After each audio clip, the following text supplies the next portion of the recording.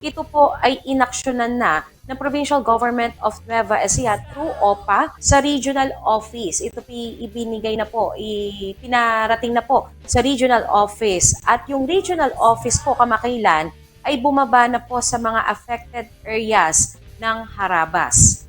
At ito po'y kanila ng niremedyohan.